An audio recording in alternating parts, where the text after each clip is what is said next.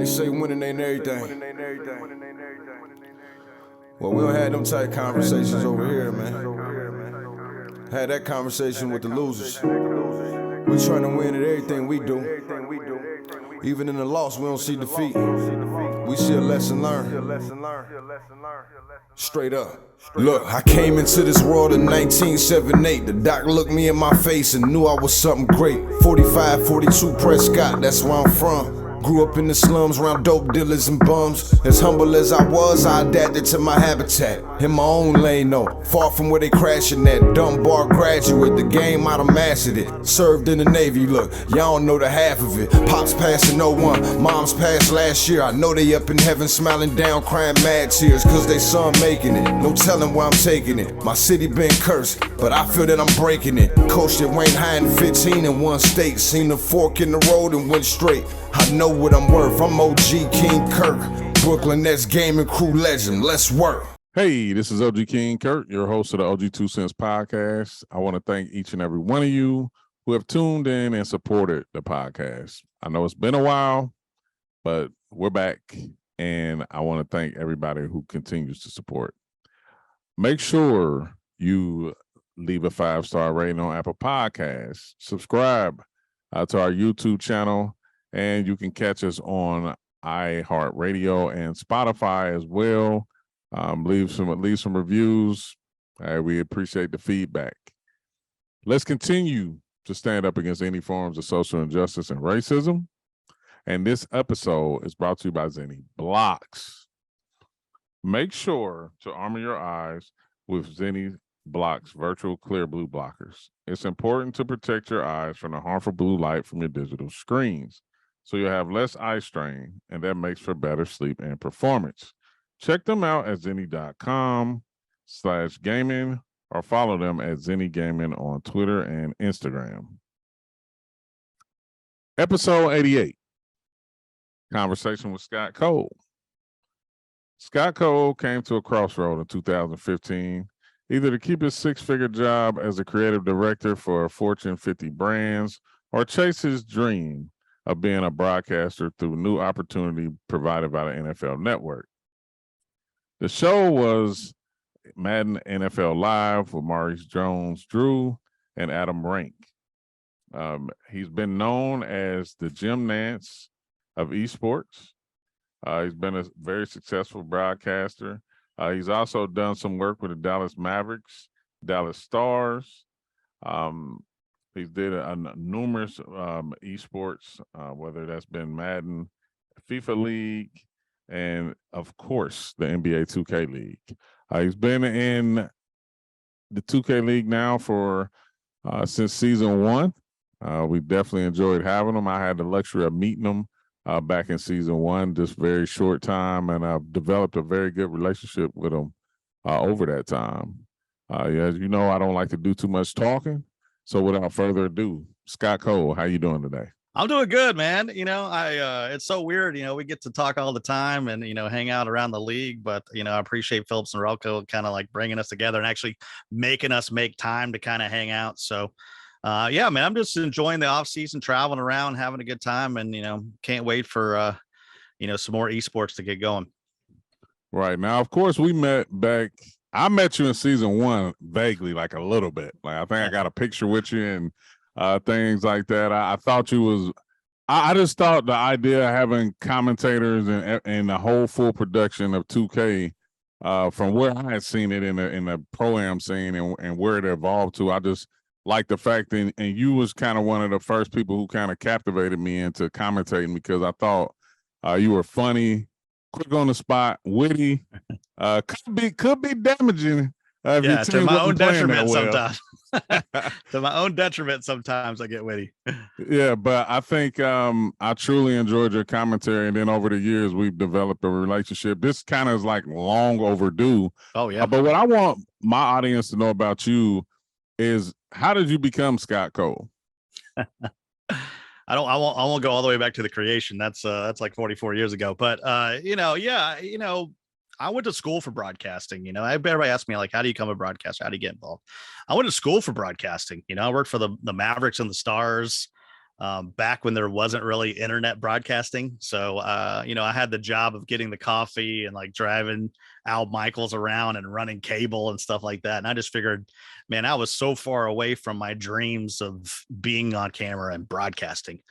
So I actually had a second degree in digital media. So I went into the creative world for the next 15 years, you know, became a creative director for like Fortune 50 brands like Fossil and American Airlines and Microsoft and Verizon and all this kind of stuff. So, and that was great. And then somewhere out of the blue, someone saw my Twitch and YouTube. It happened to be people at the NFL and NFL Network.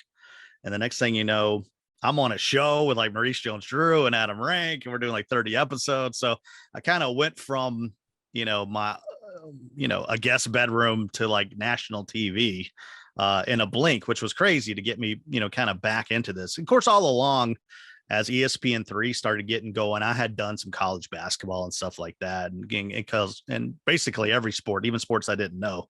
I did lacrosse and all that kind of stuff. Like I don't know what I'm doing, but you know, I'm gonna try my best. So, but then, you know, of course, 5 years ago, it was like 2 days before the tip off of the NBA 2K League, and Sam Bafani kind of contacted me and said, you know, we don't think Dirk's going to be able to do the broadcast. So we want you to take his place. And I said, well, that kind of sucks because I wanted to work with Dirk. Dirk and I have been talking about working together for a long time. Of course, he had some things going on. You know, he was working Call of Duty and stuff, so he didn't know if the scheduling was going to work out. Ends up it worked out. We both got to work together, and it's been a great 5 years. And as far as other broadcasting goes, I'm still doing college sports and things like that. But in esports, I'm old, and in traditional sports, I'm the young guy. You know, I'm waiting for many people to retire that I certainly admire. No, I got you. I definitely know something about being a little old in esports, I guess. You know, I want to ask you, like, at what point, like personally within yourself, like you knew that you had the voice and the sound, and that it was truly something that you wanted to do, and you know, getting in front of the camera and behind the mic? It's crazy. I got home videos when I'm like 5, 6, 7, 8. You know, like I would turn on the camcorder that my dad owned, and I would sit behind the bed like it was a Sports Center desk. I would interview my brother like he was William Perry and stuff like that. You know, so I guess, you know, how some people, and certainly I imagined that I was Jordan in the backyard, you know, taking shots, and I would always do play-by-play of my own stuff. But, you know, I guess it's something you realize you were born to do. So, you know, I never thought I'd get to do it, even though I did it for my college sports team. And, you know, I just kind of thought some of those dreams were dead and I needed to kind of move on. And it's a tough business. It's a zero-sum game. I mean, either you're working or you're not, you know. So but it's something I've always wanted to do. And then as I got further along, you just meet people that kind of give you confidence or give you tips. I used to like get into this like really crazy sound like this, like, oh man, you know. And a voice coach, I was doing something for motorsports, and a voice coach came up to me and said, what are you doing? Like, you sound ridiculous. Does that hurt your voice? And I'm like, yeah, kinda. You know, after like 30 minutes, I'm like, oh man. And, you know, she's like, just use your regular voice. Just use your God-given talent. And then, as you know, in esports, I mean, sometimes you do 7-8 hour broadcasts, you know, so it's don't be anything that you're not. It's kind of what I've learned along the way, and you just kind of gain confidence. Gotcha. I think it's funny for me because I remember many years ago, you know, when you're talking and you're using your voice, you don't really pay attention to how you sound because it's a voice that you've had or developed over time. But people were telling me like, man, like, do you do radio or you know, do you sing? And I was like, man, I wish, but like, I wish. no. Hey, that's what I want to do. So like, I mean, I just always wonder because I know I take heed to sounds. Like when I hear people commentate, like, you know, it's always just unique sounds that capture me. And like I said, yours has always been one of them. You mentioned, you know, 5 years in the game in the 2K League. Let's talk about season 5 for a second and just give me some of your thoughts on the season overall, you know, some of the winners, some of the losers, some award winners, and different things of that nature. The interesting thing is you just never know how the season's going to go. I mean, if the Mavericks knew that Lance Sessions and Dimes were going to win a championship, you just don't know. I mean, you know all too well about being in the league and being a coach. I mean, it's you don't have a 12 player bench, I mean, you kind of got the 5 guys you got. And, this year not having a 6, kind of a 6 player to use. If you have one bad link, it really, you just can't win. It kind of brings the team down. You can win, but maybe you can't go as far as, you thought you could have gone. So, and there's a lot of teams out there that were just missing 1 or 2 players. And so, and the Bucks were kind of one of those, right? They did not have a veteran. They did not have a vocal leader on the team.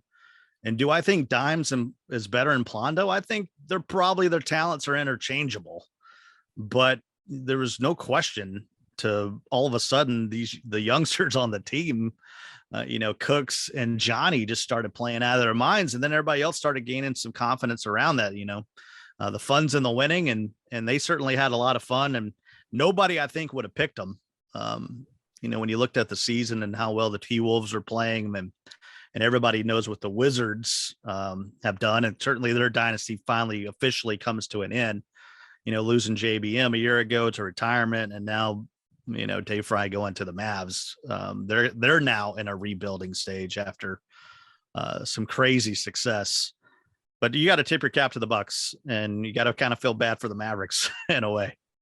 No, without a doubt. And kind of talking about that, the hire Dave Fry is now the Mavs gaming head coach. You got Roy, who was with the Mavs gaming, who's now with Raptors Uprising. Yep. But talk about those hires and what you think about them. Well, my longtime buddy, Brad Freeman's kind of one of the main guys over there with Mavs gaming, and he had done the kind of junior NBA, and he does a lot of high school stuff for the Mavericks. And I call some of their tournaments and stuff, here in Dallas. But he's like, man, I don't know anything about this gaming. He's like, you got to tell me and give me some ideas. And I said, the number one thing is you got to bring Dave Fry home. And I kind of wish they would have done it last year, and he would have took on like a Bill Russell kind of player coach kind of role. But I know how important it was. Number one, I think he wants some redemption to just come back to the Mavericks. It's his hometown team. It's the team he grew up, kind of adoring and wanting to be a part of. I would have loved to see him play again for the Mavericks. I think not having Dave Fry as a player in the league is certainly a hurt to kind of the league as a whole. But I think for his personal life and career and, his family and, his relationships, that being able to come back to Dallas, it's just kind of a huge win for him as far as life goes. And I think he certainly paid his dues in DC. And I think that kind of ran its course, and just 5 years of doing anything for anybody. That's normally that 5 to 7 year mark for anybody. You're just ready for a change. And I think he was ready to come home. No, without a doubt. The one thing, of course, Dave Fry is the epitome of what we all want out of a 2K league professional, on and off the sticks. I actually have an honor of playing with him now that he's a coach. That we have a 2K Pro-Am team, we the coaches. It's a lot of coaches and GMs in there. And I'll tell you this, playing with him, there's no secret to why the Wizards was what they were. He gets everything. People mistake. I've been saying this for a long time in our community about the word toxic and how it's used and things of that nature. But those are people who have never played probably any type of real sports. But he's a good locker room guy. Like, he demands a lot, but he gives a lot, and definitely accountable. So it's been a pleasure, like, playing with him, the little runs that I've had with him. And it's kind of funny because, like, he's just him all the time. Like, he's not going to tone down or anything like that. So he pushes you to be better. And I can see how, he can, like how he did what he did last year, considering the fact, no JBM, a fresh backcourt, and still manages. He goes out on guard and wins the 3v3 tournament. I Which is mean, so insane.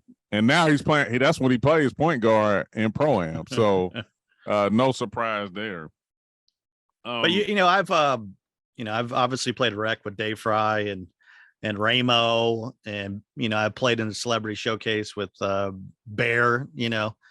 Those guys just make you better. I just, when I was playing with those guys, I just play better. And I've had the privilege of playing with a lot of NBA 2K League players. Just in a casual, let's get our levels, let's get our XP up so we can ride around in our go-karts. But they just make you better. It's no question the skill gap when you play with them between me and some of my buddies from town and an NBA 2K League player. And that is hard to showcase on a broadcast. It's hard to showcase, just in what we do. And that's why I think the closer that the league can get to the retail build, even though I think they dominate the league, the retail build, I think it's the only esport that doesn't play on the game that you can buy, and I'm not sure there's a need for that. I might, kick myself saying that when they're running around with, do I think they need 99s and everything you can get from, playing in the park? No. There needs to be some kind of rule set, for the retail version that anybody can play, kind of like a competitive mode that you would, or rank play that you would find in Overwatch or Call of Duty or something like that. I think that's much needed for just 2K in general to kind of push us forward, because they just wonder, like, why is this guy missing a corner shot? When my buddy that works at Quiznos can make a corner three, but this guy's supposed to be a professional and he can't knock it down. So it's hard to explain that on broadcast. No, definitely. And of course I wholeheartedly agree. And from a GM perspective, sometimes it's kind of hard to scout from time to time, because you're watching certain players play on builds that more than likely may not be in the league. And you're trying to get the best understanding of that player as you can. But sometimes, like, it goes back to what you said, you never know, sometimes what players are going to do, what teams are going to do. Before we move on to, something else, few trades. You got Cease going to the Cavs. You got Walnut now a Buck. Bucks Gaming not taking the traditional path as Wizards District Gaming and trying to keep a unit together and go back to back. What do you think about that?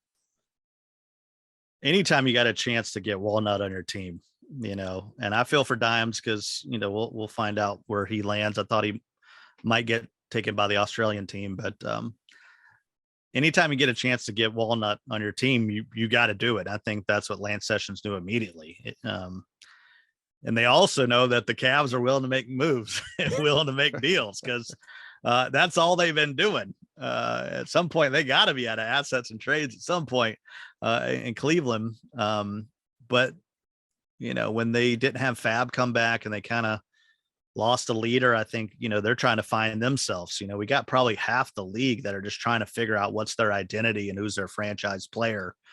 And I think that Lance Sessions knew if he could upgrade the center position, but also still have a leader.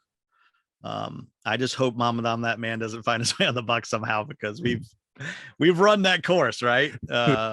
Let's just keep it as is. But I'm very interested to see how that team plays, and certainly they're going to need to bring in somebody to fill in for C's, but that's much easier to do than to find a tried and true proven center. I thought Walnut was an MVP defensive player of the year candidate on some really bad teams. If he would have been on a better team, he would have certainly got more clout last season. I know you've been paying attention probably to my dear NBA 2K League prospects. And yep. I just want you to kind of like give some advice from your eyes to help potential, prospects, GMs, and coaches out there, on give them some tips on what they can do to enhance their profiles and stuff like that. Well, it's something I think you got to be working on every day. First of all, not just to be a 2K League prospect, but to kind of further your way in life and really anything you want to do, whether it's your career, relationships, hobbies, whatever you got your mind set on, trying to do better in school or whatever. It's kind of a day at a time. And then from there, you got to find some like-minded people to kind of like iron sharpens iron. And certainly you already know who the best players are in the NBA 2K league because they're in the league. They're where you want to be. And so, um, if you grew up in a family that nobody went to college, then you need to surround yourself with some people that's their goal. Their goal is to get to college and do things. If you can't play with those top tier players, look at like Ant Season or EG. They're kind of always were kind of playing maybe one tier below. They knew they were in the top 150, just being left out year over year. So if you can think of some like-minded people that have the same sort of work ethic and the same sort of schedule you have, a schedule is very important, to get these games in. You're only going to get better. And for some people, it'll be a dose of reality of how good those players are. I know from just playing kind of recreational with these guys in the rec and out in the park. I mean, there's levels to this thing, big levels. Some of the coaches in the league, like Jeff Terrell, can put up 60, 70 points a game. So, my big advice is you got to surround yourself with some like-minded people and then challenge yourself. So, if you can't get in and playing with the big teams, then you got to create your own team or find a spot to be in that's going to play against those players so you can kind of see where you're at. I mean, that's the same for like a high school basketball. You could be on a so-so basketball team. That's why AAU was so important because you kind of had a chance to see kind of how good you are. So, I felt like I was pretty good at hoops and, I played, at the highest level I could, but then I played with some guys that ended up playing in the NBA one day, and I realized that I wasn't so great. So, that's my advice is you're in the same boat as a lot of people and you need to find some people out there that are going to help you row and help you try to get to the other side that you're trying to get to, or at least at the very least, you find out if you got what it takes to make it from a skill level. But it's all about who you know. So, creating those relationships, there's many steps to get to the league. It's not the best NBA 2K league, 2K players aren't always the best players in the league. There's a lot more to it. So find a position that a lot of people are looking for. It's much easier to enter the league as a power forward or maybe a shooting guard or something like that. If you look at the upcoming draft and there's only 2 center spots, then that's probably not what you want to go for. So there's certainly a game within the game. And there's a lot of folks out there that are certainly willing to, help you kind of figure out where you need to be. And hopefully kind of hook you up with some burn 10s or something like that. Definitely shout out to Burn for running the Burn 10s. You can actually catch them on the 2K League broadcast, and you can catch them on the SEC broadcast. Nice. Throughout the week. Road tripping. Yep. You living nowadays. What most could say probably a little unconventional, but it's working for you. So explain that to everybody what I'm talking about. Yeah, I mean, I'm in an Airstream right now. I'm in an undisclosed location beside a beautiful lake. It's a little cold outside, but I moved back to Texas about 2 years ago, and I just got tired of the rat race and paying crazy amounts of rent, and just decided, man, I'm going to get me a truck. I'm going to get me an Airstream, and I'm going to go out there and kind of see the places that I haven't seen. I mean, when I grew up, my dad was a pilot, and I got to go to a lot of cool cities and stuff, but it's all the little places in this country that you can't really get easily to by airplane. These great national parks we have, and getting to go to the Grand Canyon, or the goal eventually is to go all the way up to Alaska. And it's just nice to kind of have your home on wheels, so to speak. I mean, I could certainly say from years of being a broadcaster, weeks upon weeks in a hotel doesn't feel like home. So it's nice to be able to load up the pup, or I have a lot of friends and family that kind of meet me along the way. And that's why it's been cool to partner with Phillips and Relco, because they had the one blade is something that I can get tons of use out of, whether I have power or water. And that's the interesting thing. It's really a challenge. I talked about challenging yourself earlier.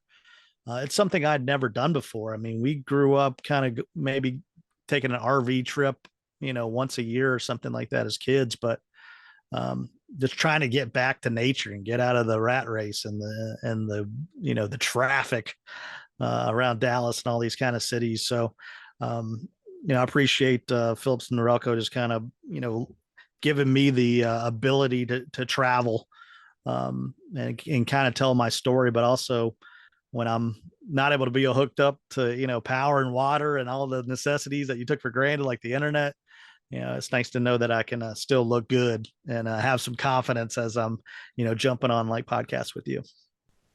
Appreciate that, man. Shout out to them. I don't bolster a lot of facial hair or anything like that. But definitely I need to probably invest in that for the little facial hair that I do have. At this point of the show, is OG wants to know, rapid fire, answer open and honestly as possible. Favorite thing to do when you're not working? Oh man, I love to golf. I love to fish. If anybody asks me to shoot hoops or throw a football or baseball, I'm always down for that. But I mentioned my dad was a pilot. Probably my favorite thing to do is aviation. I love to there's something about, if you could imagine, I tell people, when you're 15 and 16 and you got to drive the car by yourself for the first time, there's just something about jumping in a small plane and firing it up and, heading off into the sky where there is rules. I mean, it's not no rules up there, but there is some freedom to just kind of be, I tell everybody else, in these times that we've had, that the sun is always shining above the clouds. That's the one thing I've learned by flying. You can have a bad time, you can have a bad day, but when you get above the clouds, it's unexplainable. So, of course, I'm gaming all the time. So I don't consider that like free time. Some of it I consider, working, but now that I'm in the Airstream, I've been playing a lot of franchise kind of stuff. So NBA and FIFA and Madden, cause I'm not always connected to the best internet all the time. So, it's been nice to kind of get back to those old school modes and be like, wow, I kind of miss doing this, because, you can hardly keep up with everything going on in 2K if you're playing my team, park, franchise. I mean, there's so many modes and so many things to do in these games now. And of course, I have to keep games like Red Dead Redemption and Witcher 3 and games like that, to kind of keep me as a time waster. Favorite food? Barbecue, hands down. I wish I could say South Carolina barbecue. It's my number 2. But Kansas City barbecue, I just love the sweet sauce. I love the burnt ends. There's a place called Q39 where me and some boys went to one time on a Madden trip. And for the first 20 minutes, the food came, no one said a word. I mean, it was just people chowing down, big, really, that's your only reason to go to Kansas City. No disrespect to people in KC. You got some good food. But yeah, Kansas City barbecue is number 1. You could call any major sporting event, what would it be? Ooh, it'd have to be the Final Four. I'm a college guy. I mean, an NBA Finals would be amazing. Any Game 7 scenario in any sport, winner go home situations. We've certainly had some in the NBA 2K League. I've called a bunch of Madden finals. You just have that like finale that, okay, there's going to be a championship. And, I feel for both sides. You get excited about the winners, but you feel for the losers, because I think everybody can relate with coming up short on something. If it wasn't a major sport, I'd love to sit on the 16th green of the Masters or something like that. My family grew up in Augusta. It's just some of those, some of those cherished events. I got to hang out at the 24 Hours of Le Mans in France and call some races there with Microsoft and Forza. So some of those kind of events, those all time, classic things that have been going on for 50 to 100 years. That's the goal one day, to be able to say, I put my stamp on one of those events. Favorite broadcaster of all time? Oh man, I grew up watching Harry Carey and the Cubs. His personality was, very inviting and sort of addictive at times to listen to. Vince Scully could really do it all. Everybody thinks of him as the Dodgers guy, but he actually called the catch from Joe Montana to Dwight Clark. I mean, he was a guy that could do it all. Pat Summerall, I learned so much from studying him because working with, he had to work with John Madden. It's something about a good play-by-play guy, somebody that can get out of the way and facilitate. And so I learned a lot from Pat Summerall, but probably Vern Lundquist is my number one guy because, he did college football. He did the 16-3 at the Masters. Just somebody that was very authentic. And you notice all those people I named are very authentic and true to themselves. And the sad thing is I'm not even sure people like that would even get hired anymore on a national level because we live in this world where everybody's sensitive and on some conversations, certainly so. But I think it's kind of a sad in a way because we've missed out on some good broadcasters. I'm not sure Scott Van Pelt's and Stuart Scott's and Dan Patrick's and all these, 90s sports center sportcasters. I'm not even sure we'd hire them nowadays. So there's still a place on radio and stuff like that where you can be a little more extreme and a little more editorial. But when it comes to TV and, of course, big games, I mean, Bob Costas, who people would say is one of the best ever, one slip up and he didn't get to do the Super Bowl one year. So it's an interesting world for the broadcasters, but those are some great ones to study. Definitely. And from the list that you mentioned, fun fact, I was born December 31st, 1978, and you were born 1 day earlier. I came 1 day earlier for you to pave the way. Okay. Yeah, that works. Favorite athlete? Walter Payton, hand down. He's my hero. He was the guy I grew up watching the most, running back for Chicago Bears. My last dog was named Peyton. My current dog is named Walter, if that tells you anything. Michael Jordan was my idol. I wanted to be Michael Jordan. The amount of money I've spent on shoes probably still proves I want to be Michael Jordan. But Walter Payton was the guy I wanted to be like on and off the field. I wanted to, have that sort of mentality. And I never really got to that point where you can have that Walter Payton, that Mamba, that Jordan mentality of like hard work over everything. But I always admired Walter Payton and the way he played and just the admiration that he had. And, he had a great quote of, when you're good, you'll tell everybody. When you're great, everybody will tell you. And I've kind of taken that to him. We could all be a bit more humble, me included for sure. And that's a good one that I try to keep on my heart. Yeah, I'm gonna have to borrow that one. Favorite genre of music? 90s R&B. I'm a New Edition. Every Ronnie Body, Ricky and Mike, all of them in New Edition. Brian McKnight is I'm a sap when it comes to that stuff. And of course, I grew up on hip hop. My favorite MC is Rakim from Eric B and Rakim. I grew up on Outkast, Too Short. Really coast to coast. I grew up in the South, so I like to listen to a lot of R&B and hip hop, but if it's got good lyrics, I mean, I'll listen to just about anything as long as it's not death metal, as long as it doesn't sound like a bear is in a cave playing a guitar. I can get down with it for at least a little bit. Gotcha. I agree. Favorite Madden? Oh man, that's tough.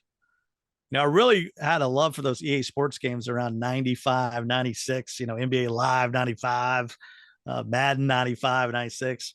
But when you got to like the Ray Lewis, Michael Vick covers, when you got to the hit stick, the playmaker style, I feel like those were the games that kind of set it off to the modern Madden. My favorite Madden esports year would have been 17. I thought Madden 17 was the best, where we had our championships in Houston. I don't think it ever got better than that. No disrespect to what's going on now in Madden, but I would say those Ray Lewis, Michael Vicks, the 07, 08 kind of years. College or pro sports? College, no doubt. I mean, no disrespect to pro, but in growing up in South Carolina, we didn't have pro teams. I mean, they'd root for, the Braves or, people would watch the Dallas Cowboys and stuff like that. My best friend was from Illinois and he moved to South Carolina. So that's how I started loving the Bears and the Bulls and the Blackhawks and stuff like that. Was based on their fandom. But, I grew up watching ACC sports and SEC. That's the country that was in. So I saw a lot of Clemson games, and, I saw a lot of great players, especially in basketball in the ACC. So I'd have to say college hands down. It's just something about the passion. Now I've been to some Bears Packers games and some stuff like that where it kind of feels like college football. But I've also been to plenty of Cowboys games where it feels like you're at a business meeting with, a bunch of people. So, we actually had Cowboy season tickets one year, and I hated it. They won the Super Bowl that year, and I hated it. So if that tells you anything, and then every Cowboy game I went from there on out, I think Romo got hurt. So, I vowed to the Cowboys I would not return to their stadium. The cold curse. Sorry, Tony. Best 2K League moment. Oh man, probably Shakita getting drafted, and there in Brooklyn where you work at the Barclays. It was just so pure and authentic. Because when her name got called, I was like, oh, what's going to happen? But it was just, everybody was so excited, just complete, exhilaration for her, and just how amazing that moment was for her to be the first female player in the NBA 2K League, which I thought was long overdue and deserved. And we've certainly had some good buzzer beaters and some championships. I think the Knicks, the first championship, is always hard to beat because it was there in New York. They were playing on their home turf, and they brought a bunch of fans over. Jerry Ferrara, the actor, was, he was rocking and rolling.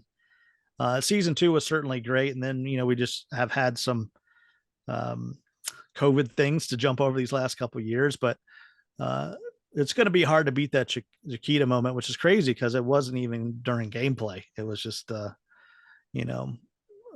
moment that I think everybody can be really proud of.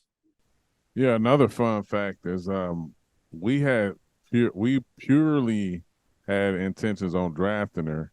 Yeah. We were kind of stunned that when the Warriors drafted her, because I felt like that year I had players on my roster that I think would have, rallied around her and made her feel comfortable, not just being an ornament or anything like that, that they would welcome her and wouldn't have mind playing with her. And the Warriors, when they drafted her, it kind of took the life out of my plans with that, because that year I had Shockey, Nate. Oh yeah, Chaz. I had some good guys that I felt like would have. Nate Call's probably my favorite player to ever play in the league, by far, like hands down. It's just, if we could have 124 Nate Calls, first of all, he's very competitive, but right. Just he's a professional's professional. No, I definitely agree, and I still stay in touch with him from time to time. He's down in Florida now. Man, he's an inspiration, man. He's he's on that workout grind, so I want to be like him when I grow up. Right. Now, what's next for Scott Cole? Oh man, it's crazy, man. Life is so nuts. You never know what's going to happen later on today. You never know what's going to happen tomorrow. I mentioned earlier, I was doing Twitch and YouTube content in my house. The next thing you know, I was on NFL Network like 2 weeks later. So you never know what's next. And that's my advice, to sort of keep yourself open. I mean, when you're starting a young career, it's good to say yes to a lot of things, but I've gotten to the point where I try to be smart. I try to leave doors open, not burn bridges, to where you never know who's going to go work somewhere that you've worked with before. You never know what project's going to open up. You never know who's going to retire or who you can fill in for. So you just never know what's around the corner. And I think you try to be open to all things. I've been starting to get back into the creative world. I went to school for, and I worked for 20 years doing creative stuff. So I've started to do some like creative direction and creative production again. For top brands like Philips, Norelco, to be able to work with them and kind of ease them into the esports world. And, I think we need a lot more of that, a lot more veterans that have been around a long time in this vertical, in this medium, to be able to kind of figure out where they want to be and ask the right questions and give them some opportunities. So just another shout out to Philips Norelco, kind of coming along and not being a gaming brand, but having the desire to get involved in the gaming. And that's something I kind of like that sort of consulting role. So I guess my perfect job would be, doing something for the NBA 2K League, and then during the day and then at night get hop on the mic and hang out with my buds and call some good NBA 2K League action. That would probably be the best. Gotcha. Now, before you get out of here, you definitely are going to get a free pair of Zennies. Oh, I need some. Look, I got nothing on. Got over 3,000 pairs to choose from. Just go to zenni.com/gaming and, select through and pick. But I'll be sending that code over to you.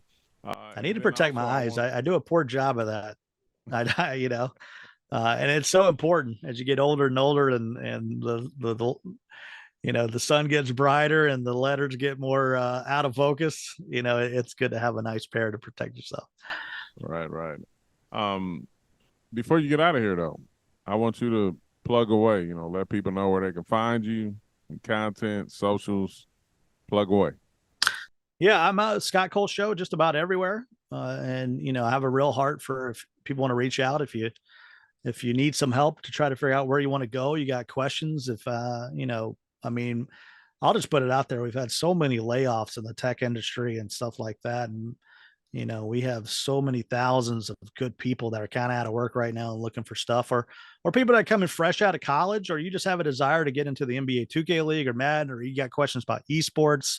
And there's so many colleges now that are giving away scholarships to do esports. So it's funny we had a tournament season 2 down in Full Sail, and I was like, oh, I asked the kids, I'm like, oh, are you studying to do basketball or something? The guy's like, I want to do League of Legends. That's what I'm studying to broadcast. So it's a different world. So any way I can help people, don't feel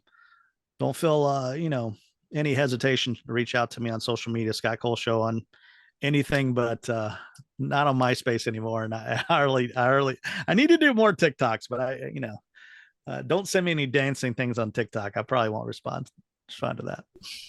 Got to. Once again, I appreciate you for coming on the show. Definitely a pro's pro. I always enjoy our conversations, whether it's on air and especially off the air. So appreciate you for coming through, Scott. Yeah, I'm sort of embarrassed. It took Phillips and Relco to kind of put us together to do this, but I really appreciate them doing it. Make sure you check out their products. I'm not really a person that promotes a lot of things. So usually it's people that I have to have a like-mindedness, and I have to like the people. And there's just a lot of great people, behind their products that really care about, people looking their best and getting the confidence they need. And things being easy and being affordable and a lot of different things. Whether you got a beard or not, OG, you gotta look good. You gotta feel good. So you play good. And I just appreciate the opportunity to sit down, and let's not make it take so long next time for us to get back together. Will do. Hold me to it. I will do. And I want to thank everybody who tuned in for this episode. Special shout out again to Scott Cole for taking time to come through and share his thoughts. Make sure you follow the OG2CENTS podcast on all major streaming platforms, Apple Podcasts, iHeartRadio, and Spotify. Also subscribe to the YouTube channel. Leave a comment, like, share. Definitely appreciate that. Make sure to go to www.OG2CENTS for everything OG2CENTS and the podcast. You can find anything you want to know there. Shout out to my team, Strider Visuals, Matrix. Definitely wouldn't the show wouldn't be what it is without you guys, and also Christian Charisma as well. You can go to DrinkCTRL.com, use the code OG King Curt, and get a percentage off on their products as well. And make sure that you tune in to the next episode.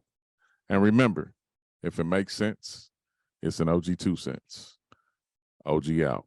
Put this work in, fellas. And much, much, much love to the entire 2K community for always showing me love. Without y'all, we wouldn't be here. Yeah.